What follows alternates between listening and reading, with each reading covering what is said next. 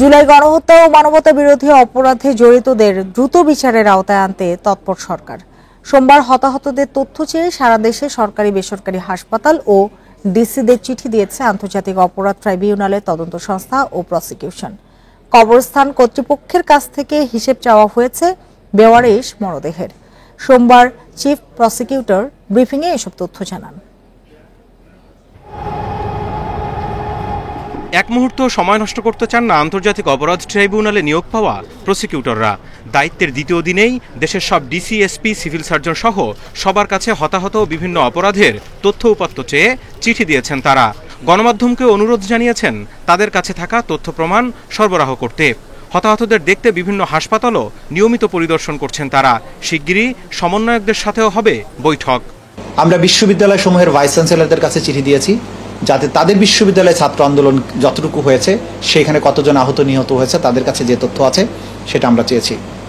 একই সাথে আমরা ছাত্র আন্দোলনের নেতাদের প্রতি আমরা আহ্বান জানিয়েছি ভিকটিম ফ্যামিলির সাথে তাদের যোগাযোগ আছে, তারা নিজেরাও ভিকটিম, তারা তাদের এই তথ্য প্রমাণাদি আন্তর্জাতিক অপরাধ ট্রাইব্যুনালের তদন্ত সংস্থা কিংবা প্রসিকিউশনের কাছে যদি পৌঁছে দেন সেটা আমাদের তদন্তের জন্য একটা বিরাট সাহায্য করবে। প্রধান কৌশলী আরও জানান, এরই মধ্যে সরকারের আইন উপদেষ্টার সাথে বৈঠক করে ট্রাইব্যুনালে বিচারক দ্রুত নিয়োগ দিতে অনুরোধ করেছেন তারা। সেটি সম্পন্ন হলে প্রধান অভিযুক্ত শেখ হাসিনা সহ অন্যদের গ্রেপ্তারে দ্রুত পরোয়ানা চাওয়া হবে। তবে এক্ষেত্রে কোনো নিরপরাধ যেন মামলায় না জড়ায়, তেমনি জড়িত কেউ যাতে ছাড়া না পায় সে বিষয়ে সর্বোচ্চ সতর্ক থাকবে প্রসিকিউটররা। কেউ গুলি চালিয়েছেন, কেউ গুলির অর্ডার দিয়েছেন, কেউ গুলি চালাতে উস্কানি দিয়েছেন, কেউ পরিকল্পনা করেছেন, কেউ উপর থেকে কমান্ড করেছেন। তো এই যে ক্রাইমস অ্যাগেনস্ট হিউম্যানিটি অপরাধের সাথে সম্পৃক্ততার জন্য বিভিন্ন স্তরের আসামি থাকে। কেন্দ্রীয়ভাবে আসামিগুলো সবাই কমন হবে, আর ইন্ডিভিজুয়ালি গ্রাউন্ডে যারা পারপিট্রেট করেছেন, যারা সরাসরি গুলি চালিয়েছেন, যারা লাশে আগুন দিয়েছেন, তাদেরকে আলাদা হবে। সংবিধানের ৪৭-এর ৩ অনুচ্ছেদ অনুযায়ী আন্তর্জাতিক অপরাধ ট্রাইব্যুনালের দেয়া গ্রেপ্তারি পরোয়ানা চ্যালেঞ্জ করে কিংবা জামিন পেতে হাইকোর্টে প্রতিকার পাওয়ার সুযোগ নেই আসামিদের। Zahidul Bashar, independent news, Dhaka. রাষ্ট্রপতির দ্বৈত নাগরিকত্বের গুঞ্জনটি স্পর্শকাতর, যা যাচাইয়ের দায়িত্ব স্বরাষ্ট্র মন্ত্রণালয়ের। সচিবালয়ের নিজ দপ্তরে সোমবার একথা বলেন পররাষ্ট্র উপদেষ্টা তৌহিদ হোসেন। এ বিষয়ে বঙ্গভবন সূত্র জানায়, অতীতে থাকলেও ওইসবের কোনো অস্তিত্ব এখন আর নেই। রাষ্ট্রপতির অর্থ পাচারের অভিযোগও নাকচ করা হয়। মালয়েশিয়ার সেকেন্ড হোম ও দুবাইয়ে রেসিডেন্সি নিয়ে সমালোচনা ঝড় সামাজিক যোগাযোগ মাধ্যমে। ফেসবুক পোস্টে যুক্তরাজ্য প্রবাসী সাংবাদিক জুলকারনাইন শাহের কিছু তথ্য তুলে ধরেন। এ বিষয়ে বঙ্গভবন সূত্র জানায়, শপথ নেয়ার আগে ২০২২ সালে মালয়েশিয়ার সেকেন্ড হোম, দুবাইয়ে রেসিডেন্সি বাতিল করেন মোহাম্মদ শাহাবুদ্দিন। মালয়েশিয়ায় সেকেন্ড হোম কেনার টাকা দেশ থেকে পাঠানো হয়নি। ১.৫ লাখ রিঙ্গিত তার বন্ধুর এজেন্সি পরিশোধ করে। পরে সেকেন্ড হোম বাতিল করার পর এজেন্সি টাকা ফিরিয়ে নেয়। ওই সময়ে তিনি কোনো সরকারি দায়িত্বে ছিলেন না। এ বিষয়ে পররাষ্ট্র উপদেষ্টা বলেন, স্পর্শকাতর বিষয়টি দেখার দায়িত্ব সংশ্লিষ্টদের। প্রয়োজনে সবশেষে যুক্ত হতে পারে পররাষ্ট্র মন্ত্রণালয়। এটা তো আমি তো স্পেকুলেশনের ভিত্তিতে ফরেন মিনিস্ট্রি কিছু করতে পারবে না। এটা রাষ্ট্রপতির বিষয়, খুবই সেন্সিটিভ। এটা যথাযথ কর্তৃপক্ষ এটা দেখুক। ফরেন মিনিস্ট্রি যদি ইনভলভ হয় শেষ পর্যায়ে গিয়ে হবে, তখন দেখা যাবে। কিন্তু এটা নিয়ে আমি আসলে কোনো কথা বলতে চাই না। আপনারা এটার মধ্যে আইনগত দিক আছে, রাষ্ট্রপতির নিজের ব্যাপার আছে। এটা আমার মনে হয় এটা নিয়ে অন্তত নাড়াচাড়া করা আমার কাজ না।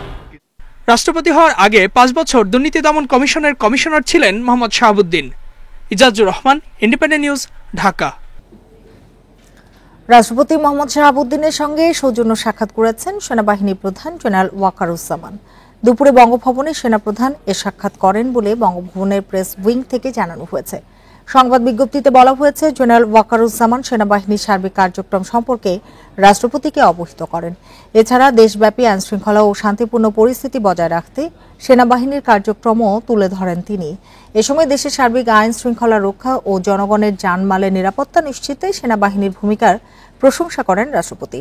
সেই সঙ্গে দেশের উত্তর ও দক্ষিণ পূর্বাঞ্চলে সাম্প্রতিক বন্যায় বানভাসী মানুষের কাছে ত্রাণ পৌঁছানো এবং দুর্গত এলাকায় উদ্ধার কাজে সেনাবাহিনীর কর্মকাণ্ডের প্রশংসা করেন রাষ্ট্রপতি।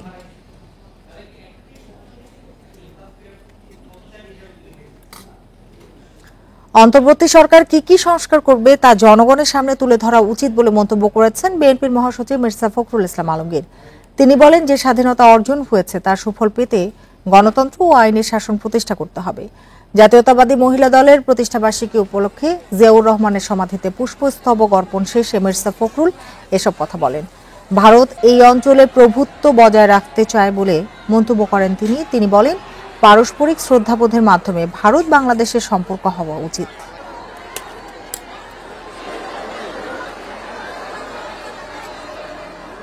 সংস্কারগুলো ঘোষণা করে যেটা তারা করতে চান সেগুলো জনগণের সামনে তুলে ধরা এবং সেটার সময় নির্ধারণ করা, যাতে করে সুনির্দিষ্ট একটা যৌক্তিক সময়ের মধ্যে নির্বাচন হতে পারে এবং জনগণের ক্ষমতা জনগণের হাতে তুলে দেওয়া যেতে পারে, সেই ব্যবস্থা করার জন্য আমরা তাদেরকে অনুরোধ করি। এই ভূখণ্ডে বারবার স্বাধীনতা এলেও মানুষ তার লক্ষ্যে পৌঁছতে পারেনি। 24-এর স্বাধীনতা যেন দেশকে সত্যিকারের সোনার বাংলাদেশ হিসেবে গড়ে তুলতে পারে, সে লক্ষ্যে জাতীয় ঐক্য গড়ে তোলার আহ্বান জানিয়েছেন জামায়াতে ইসলামীর কেন্দ্রীয় নায়েবে আমির সৈয়দ আব্দুল্লাহ মোহাম্মদ তাহের। বিকেলে রাজধানীর কাকরাইলে 14 গ্রাম ফাউন্ডেশন আয়োজিত অনুষ্ঠানে তিনি বলেন, এখন সবার আগে দরকার সংস্কার। জানান, ব্যক্তি কিংবা দলীয় স্বার্থ নয়, দেশের স্বার্থে কাজ করার এখনই সময়। দেশে এখনো নানামুখী ষড়যন্ত্র চলছে জানিয়ে এই জামায়াত নেতা বলেন, সজাগ থেকে লক্ষ্য পূরণে এগিয়ে যেতে হবে। অনুষ্ঠানে অন্যান্য বক্তারা বলেন, ছাত্র জনতা অভ্যুত্থানে নিহত আহতদের ভুলে গেলে দেশকে এগিয়ে নেওয়া সম্ভব হবে না।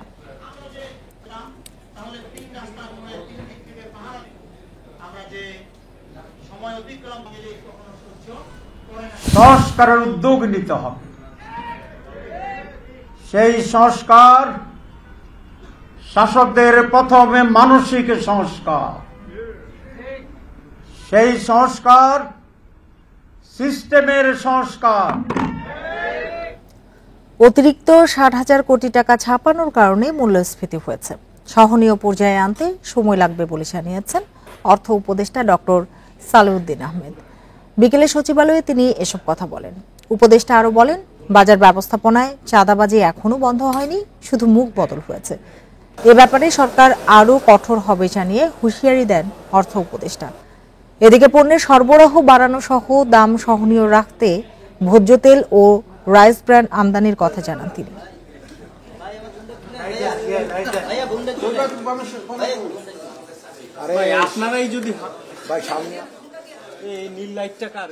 আপনারা জানেন তো মূল্যস্ফীতিটা কেন বাড়লো? টাকা ছাপিয়েছেন, 70,000-60,000 কোটি টাকা দিয়েছেন খরচ করে। এইগুলোর ইম্প্যাক্ট ওটাকে উল্টো রথে আনতে হলে বা উল্টো দিকে আনতে হলে তো আমাদের রাষ্ট্র আনতে হলে একটু সময় লাগবে। তেজগাঁওয়ের শিক্ষার্থীদের অবরোধ প্রত্যাহার করার প্রায় 7 ঘন্টা পর স্বাভাবিক হয়েছে যান চলাচল। এর আগে বেলা 12টা থেকে 6 দফা দাবিতে 7 রাস্তার মোড়ে অবরোধ করেন ঢাকা পলিটেকনিক ইনস্টিটিউটের শিক্ষার্থীরা। এতে গুরুত্বপূর্ণ সড়কটি সহ রাজধানীর বিভিন্ন সড়কে দেখা দেয় তীব্র যানজট, ভোগান্তিতে পড়েন যাত্রীরা। সোমবার বেলা 12টার দিকে কারিগরি ছাত্র আন্দোলনের ব্যানারে তেজগাঁওয়ের 7 রাস্তা মোড়ে অবস্থান নেয় শিক্ষার্থীরা। এ সময় তারা 6 দফা দাবি তুলে ধরেন। শিক্ষার্থীদের দাবি, 2021 সালের বিতর্কিত নিয়োগপ্রাপ্ত সব ক্রাফট ইন্সট্রাক্টরদের কারিগরি অধিদপ্তর এবং সব প্রতিষ্ঠান থেকে দ্রুত স্থানান্তর করতে হবে।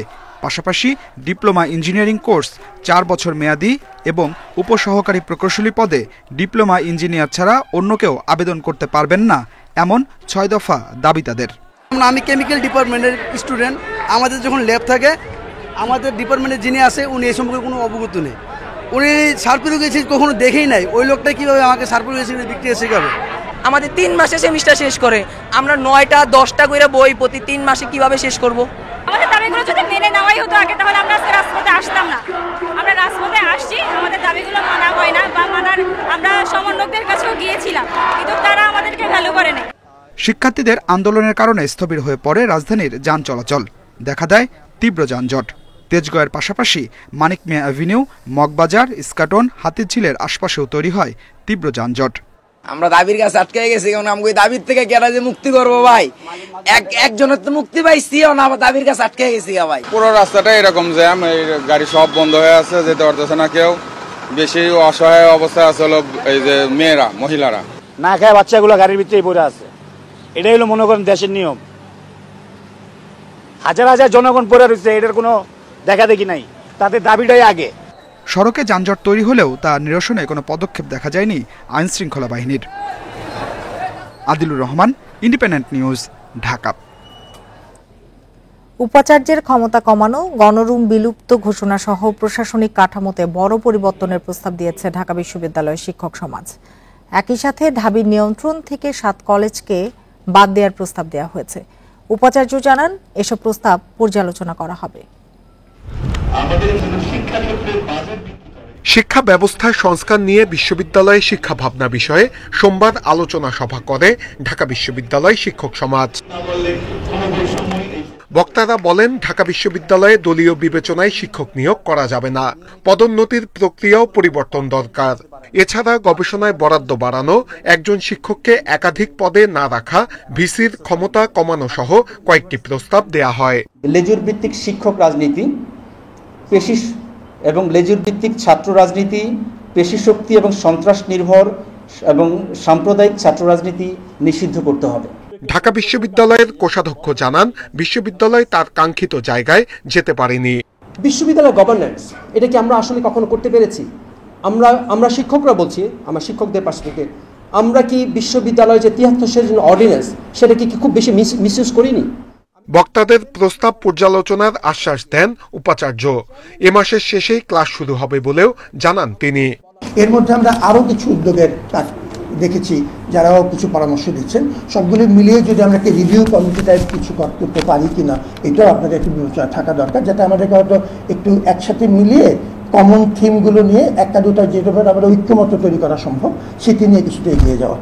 ভয়ের অপসংস্কৃতি ভেঙে বৈষম্যহীন ও নিপীড়ন মুক্ত বিশ্ববিদ্যালয় গড়তে ঐক্যবদ্ধভাবে কাজ করার আহ্বানও জানানো হয় আলোচনায়। যখনই কোনো অনুষ্ঠান হয়, নূরে আলম, ইন্ডিপেন্ডেন্ট নিউজ, ঢাকা। ঠাকুরগাঁও সীমান্তে গুলিতে নিহত বাংলাদেশি কিশোরের মরদেহ ফেরত দিতে রাজি হয়েছে বিএসএফ। বিকেলে বিজিবির সাথে পতাকা বৈঠক শেষে মঙ্গলবার মরদেহ ফেরত দেওয়ার কথা জানায় তারা। ঠাকুরগাঁও 50 বিজিবি ব্যাটালিয়নের অধিনায়ক লেফটেন্যান্ট কর্নেল তানজির আহমেদ জানান, ভোরে ভারতে অনুপ্রবেশের সময় জয়ন্তকে গুলি করে ভাঙ্গাপাড়া বিএসএফ ক্যাম্পের জওয়ানরা। এতে ঘটনাস্থলে তার মৃত্যু হয়। গুলিবিদ্ধ হয় ওই কিশোরের বাবা সহ 2 জন। পরে মরদেহ নিয়ে যায় তারা। এ ঘটনায় পতাকা বৈঠকে কড়া প্রতিবাদ জানানো হয়েছে। গুলিবিদ্ধ 2 জন রংপুর মেডিকেলে চিকিৎসাধীন রয়েছেন। এর আগে 1 সেপ্টেম্বর মৌলভীবাজারের কুলাউড়া সীমান্তে বিএসএফ এর গুলিতে স্বর্ণা দাস নামে এক বাংলাদেশি কিশোরীর মৃত্যু হয়। এ নিয়ে গত 1 মাসে বিএসএফ এর গুলিতে 3 জন বাংলাদেশি নিহত হয়েছে। আমাদের পক্ষ থেকে যেভাবে শক্তভাবে জানানোর কথা, প্রতিবাদ জানানো, এগুলো আমরা করলাম। আর আমরা কখনো ছাড় দেইও নাই, দিবও নাই বিষয়গুলো। ঢাকা দিল্লির ভালো সম্পর্ক উন্নয়নের ক্ষেত্রে অন্তরায় সীমান্ত হত্যা, এটা কোনোভাবেই গ্রহণযোগ্য নয় বলে মন্তব্য করেছেন পররাষ্ট্র উপদেষ্টা তৌহিদ হোসেন। অন্যদিকে সীমান্ত হত্যা বন্ধের প্রতিশ্রুতি বাস্তবায়নে ভারতকেই এগিয়ে আসতে হবে বলে মনে করছেন আন্তর্জাতিক সম্পর্ক বিশ্লেষক ইমতিয়াজ আহমেদ। ভারতীয় সীমান্তরক্ষী বাহিনী বিএসএফ এর গুলিতে বাংলাদেশি কিশোরী স্বর্ণা দাস নিহত হওয়ায় ভারত সরকারের কাছে আনুষ্ঠানিক প্রতিবাদ জানিয়েছে বাংলাদেশ। এই প্রতিবাদের 3 দিনের মাথায় সোমবার ঠাকুরগাঁও বালিয়াকান্দি সীমান্তে বিএসএফ এর গুলিতে নিহত হয় বাংলাদেশি এক কিশোর। বিশ্লেষকরা বলছেন, সীমান্তে নিরস্ত্র ব্যক্তিদের উপর মরণাস্ত্র ব্যবহার কোনোভাবেই গ্রহণযোগ্য নয়। সীমান্ত রক্ষায় ভারত দেশভেদে ভিন্ন নীতি অবলম্বন করছে বলেও অভিযোগ তাদের। যে 2 কিলোমিটারের মধ্যে তারা কোনো অস্ত্র আনবে না, তাই যদি হতে পারে এবং চীনের সাথে যদি হতে পারে, তাহলে সেই ধরনের চিন্তা ভাবনা কেন বাংলাদেশের সাথে করে না? কেন একেবারে লাইভ অ্যামুনিশন ব্যবহার করা হচ্ছে, যেগুলো আমার মনে হয় পরিবর্তন করা দরকার এবং পরিবর্তনের প্রথম দায়িত্বটা তাদেরই নিতে হবে। পররাষ্ট্র উপদেষ্টা বলছেন, বিগত আওয়ামী লীগ সরকারের সময় 2 দেশের মধ্যে যখন সম্পর্কের সোনালী অধ্যায়ের কথা বলা হতো, তখনও সীমান্ত হত্যা হয়েছে এবং এখনো তা বন্ধ হয়নি। আলাদাভাবে কিছু দেখার সুযোগ নেই, এটা অবশ্যই অগ্রহণযোগ্য একটা বিষয়। সেটা তখনও অগ্রহণযোগ্য ছিল, এখনও অগ্রহণযোগ্য। এবং আমরা চাই যে সম্পর্কটা একতরফা হওয়ার কোনো প্রয়োজন নেই, দ্বিপাক্ষিক সম্পর্ক। উপদেষ্টা আরো বলেন, সীমান্ত হত্যা দ্বিপাক্ষিক সম্পর্ক উন্নয়নে বিরূপ প্রভাব ফেলে। বর্ডার কিলিং যেটা, সেটা অবশ্যই 2 দেশের ভালো সম্পর্ক সৃষ্টির ক্ষেত্রে একটা অন্তরায়। কারণ সব ভালো সম্পর্ক তো শুধু 2 দেশের সরকারের বিষয় না, মানুষের বিষয়। একটি মানুষ যখন বর্ডারে গুলি খেয়ে মারা যায়, সারা দেশের মানুষের মধ্যে এটা রিপারকাশন হয় এবং সেটা একটা নেগেটিভ রিপারকাশন, যেটা আমরা চাই না।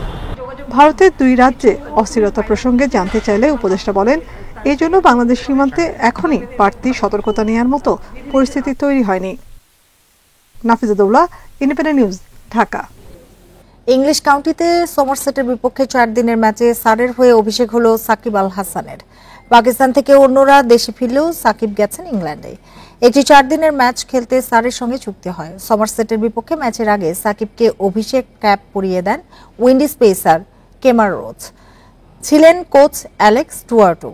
টস জিতে ব্যাটিংয়ে সমারসেট, নিজের 22তম ওভারে উইকেট পান সাকিব। 49 রান করা টম অবেলকে বোল্ড করেন তিনি। 15 সেপ্টেম্বর শান্তর নেতৃত্বে বাংলাদেশ টেস্ট দল যাবে ভারতে, সেখানে দলের সঙ্গে যুক্ত হবেন সাকিব।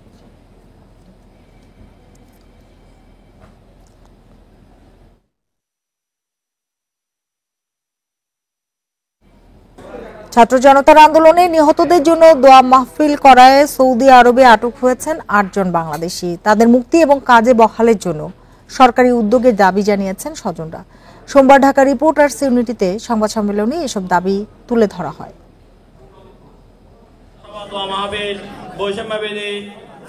ছাত্র জনতার আন্দোলনে শহীদদের স্মরণে গত 16 আগস্ট সৌদি আরবে দোয়া মাহফিল ও আলোচনার আয়োজন করেন প্রবাসী বাংলাদেশিরা।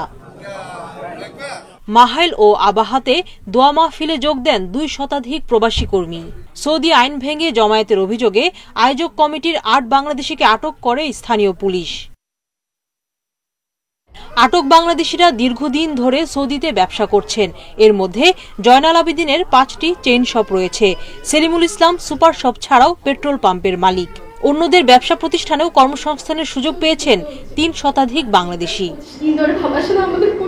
প্রবাসে দীর্ঘ পরিশ্রমের মাধ্যমে জীবিকার পথ গড়ে তোলা এই কর্মীদের দেশে ফেরত পাঠানোর শঙ্কায় এখন স্বজনরা। ওনাদেরকে যদি সফরে পাঠিয়ে দেওয়া হয়, আমাদের পরিবার সহ যারা ওখানে কাজ করে সবাই ক্ষতিগ্রস্ত হবে। বাবা আবার অসুস্থ, লাস্ট 2 বছর আগে বাবা 2বার স্ট্রোক করে, বাবার হেলথ কন্ডিশন অনেক খারাপ।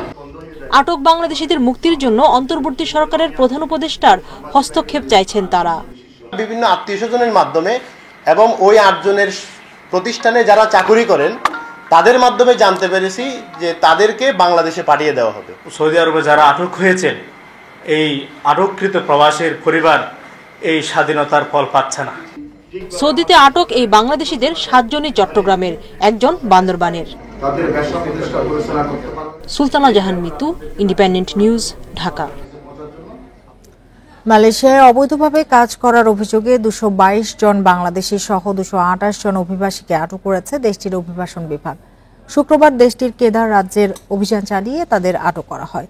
অভিযোগে বলা হয়েছে আটককৃতরা এক প্রতিষ্ঠানে কাজ করার ভিসা নিয়ে অন্য প্রতিষ্ঠানে কাজ করেছে। বাংলাদেশি ছাড়া আটককৃতদের মধ্যে 5 জন চীনা এবং 1 জন ভারতীয় নাগরিক রয়েছে। এছাড়া রাজ্যের অভিবাসন বিভাগের পরিচালক জানান, জড়িত কর্মসংস্থান সংস্থাগুলো একটি নির্দিষ্ট ফি দিয়ে বিভিন্ন চাকরির ক্ষেত্রে নিয়োগকর্তা পরিবর্তন করে আসছিল। একই সাথে কোনো কর্মসংস্থান মানব সম্পদ মন্ত্রণালয় এবং স্বরাষ্ট্র মন্ত্রণালয়ে নিবন্ধিত কিনা তা নিশ্চিত হওয়ারও আহ্বান জানান তিনি।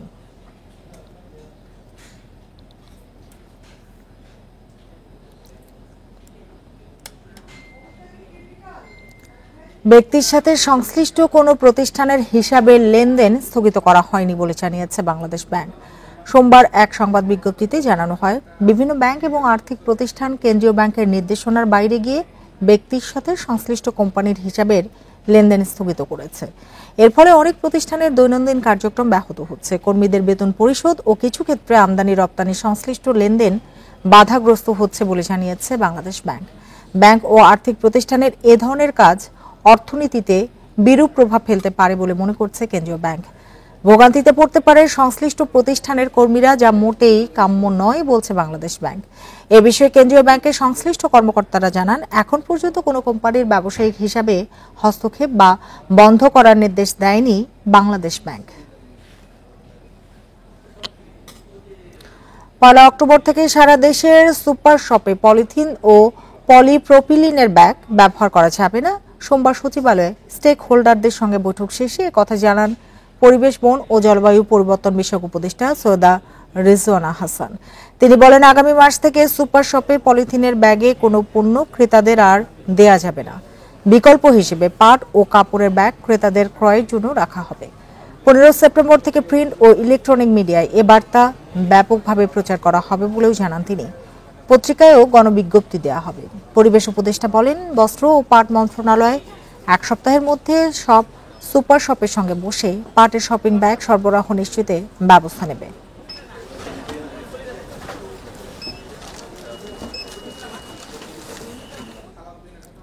চট্টগ্রামের আলোচিত ব্যবসায়ী এস আলমের স্বার্থ সংশ্লিষ্ট 57 ব্যক্তি ও কোম্পানির সন্ধান পেয়েছে জাতীয় রাজস্ব বোর্ড এনবিআর। তাদের নামে থাকা 6 ব্যাংকের 2 শতাধিক অ্যাকাউন্টে গত 5 বছরে লেনদেন হয়েছে 1,09,000 কোটি টাকা। এখনো জমা আছে 26,000 কোটি টাকা, যদিও খোদ এস আলমের হিসাবে আছে মাত্র 5.5 লাখ টাকা।